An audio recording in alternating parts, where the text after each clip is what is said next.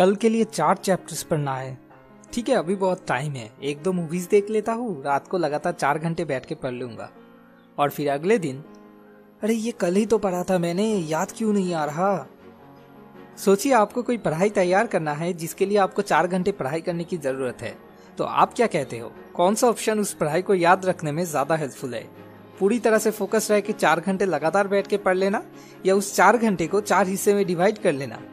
क्या पढ़ाई के लिए एक fix daily routine and fix place होना बेनिफिशियल है, या फिर कहीं पे भी जिस वक्त जैसे मन करे वैसे बैठ के पढ़ना ज्यादा बेनिफिशियल है?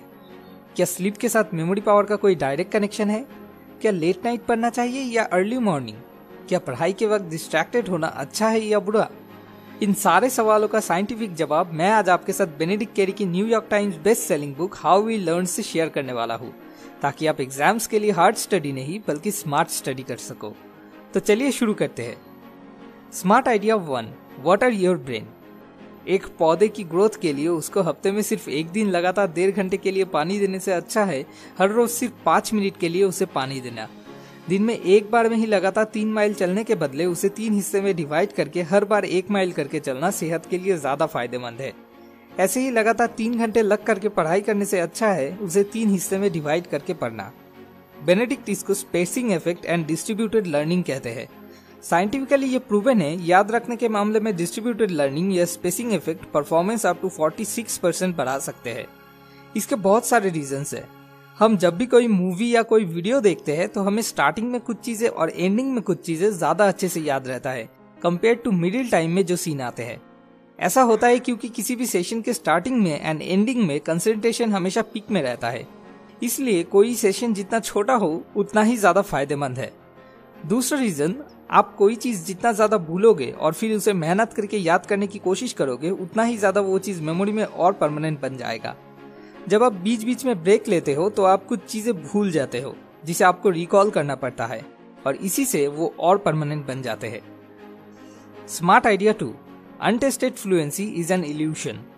ऐसा कई बार होता है, एक टॉपिक पढ़ने के बाद हमें लगता है हाँ ठीक है, समझ आ गया, याद हो गया है पूरा, और हम उसे छोड़ के दूसरा कुछ पढ़ने लग जाते हैं।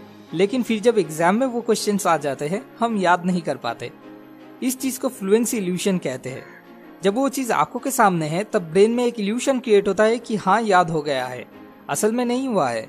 इसीलिए एक चीज 4 बार देख देख के पढ़ने से अच्छा है उसे 1 बार देख के पढ़ना और फिर बुक को बंद करके 3 बार जो पढ़ा है उसको रिकॉल करने की कोशिश करना।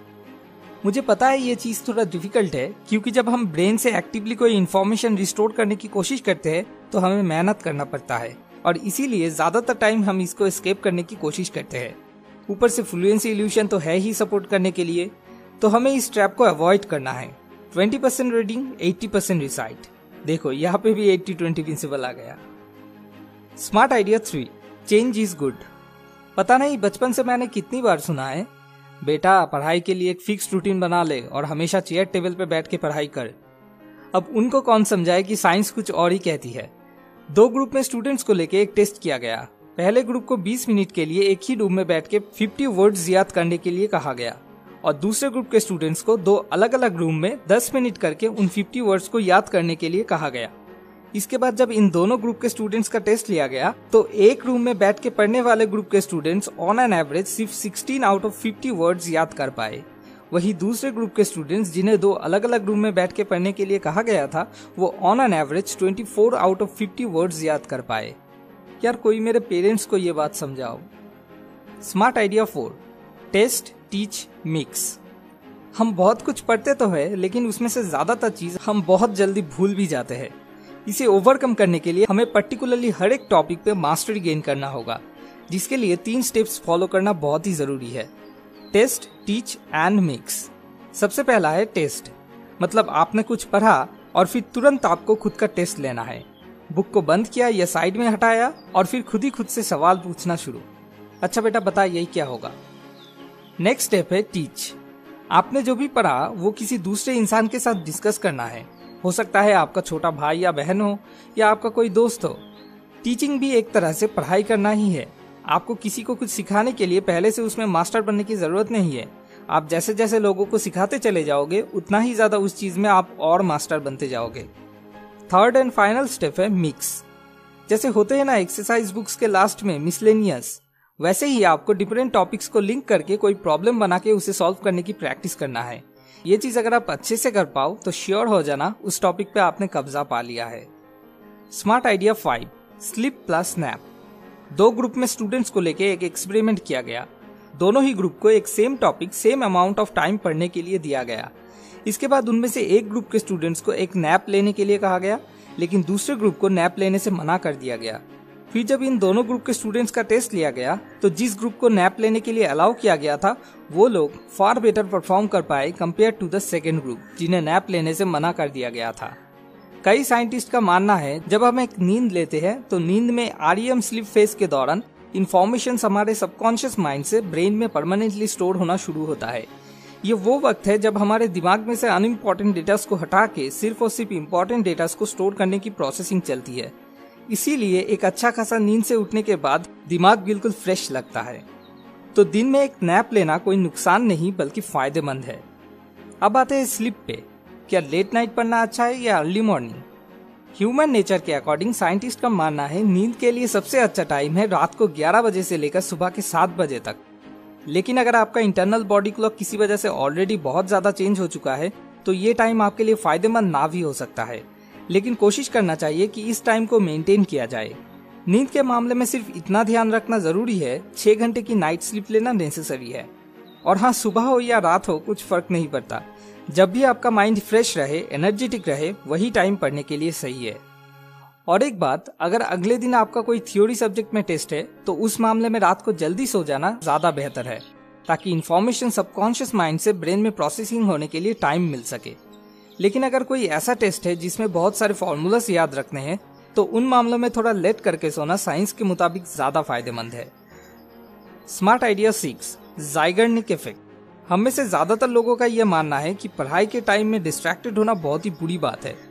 लेकिन in the earlier 20th century एक साइकोलॉजिस्ट जिनका नाम है ब्लूमर ज़ाइगर्निक, उन्होंने एक बहुत ही इंटरेस्टिंग चीज नोटिस किया।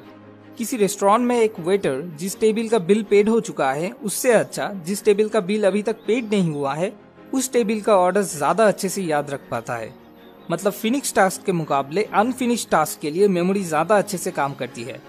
आप भी कभी नोटिस करके देखना, जब हम पूरा रट्टा लगा के कोई एग्जाम देने के लिए जाते हैं तो एग्जाम से पहले तो हमें फिर भी कुछ याद रहता है, लेकिन जैसे ही वो एग्जाम खत्म हो जाता है वो सारी चीजें हम जैसे तुरंत भूल जाते हैं। ऐसा होता है क्योंकि हमारे सबकॉन्शियस माइंड को पता होता है कौन सा टास्क फिनिश्ड हो गया है या कौन सा अभी भी अनकॉम्प्लीटेड है, तो वो अनकॉम्प्लीटेड टास्क पे ज्यादा ध्यान देता है और कम्प्लीटेड को जितना जल्दी हो सके रिमूव करके स्पेस बनाने की कोशिश करता है। हम इस चीज को अपने फायदे के लिए भी यूज कर सकते हैं। इसीलिए जब आप किसी बहुत ही टफ या क्रिएटिव टॉपिक के बारे में पढ़ रहे हो या किसी प्रोजेक्ट पे काम कर रहे हो तो बीच में डिस्ट्रैक्टेड होना, जैसे कि एक वर्क ब्रेक लेना या एक नैप लेना, फायदेमंद है। क्योंकि जब आप ऐसा करते हो तो ज़ाइगर्निक इफेक्ट काम करना शुरू करती है। मतलब अनफिनिश्ड टास्क सबकॉन्शियस माइंड में प्रोसेसिंग होने लगते हैं, जिससे नए नए आइडियाज दिमाग में आने के चांसेस बहुत ज्यादा बढ़ जाते हैं। तो अब अगर इस पूरे वीडियो को समराइज करूं तो बात ये बनता है, नंबर 1, लगातार पढ़ने से अच्छा है बीच बीच में ब्रेक लेके पढ़ना। नंबर 2, अनटेस्टेड फ्लुएंसी एक इल्यूशन है, हमें टेस्टिंग के बिना इस पर भरोसा नहीं करना चाहिए। नंबर 3, पढ़ाई करने के लिए एक डेडिकेटेड टाइम एंड प्लेस के बदले different time and different place ज्यादा फायदेमंद है। नंबर 4, जो चीज हमने पढ़ा है वो पूरा याद रख पाने के लिए 3 स्टेप्स है, test, teach and mix. Number 5, enough sleep and एक शॉर्ट नैप पढ़ाई के लिए बहुत ही हेल्पफुल है।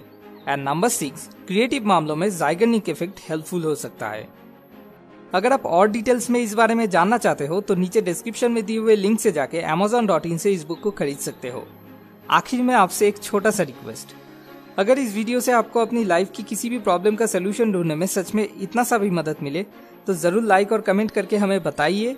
जितने लाइक्स आएंगे मैं समझूंगा उतने लोगों को मैंने थोड़ा सा मदद कर दिया है। यही मेरी असली मकसद है। अगला वीडियो अगले हफ्ते। ऐसे और वीडियोस पाने के लिए सब्सक्राइब करके हमारे साथ कनेक्टेड रहिए। मोर विजडम, मोर सोल्यूशन, बेटर लाइफ।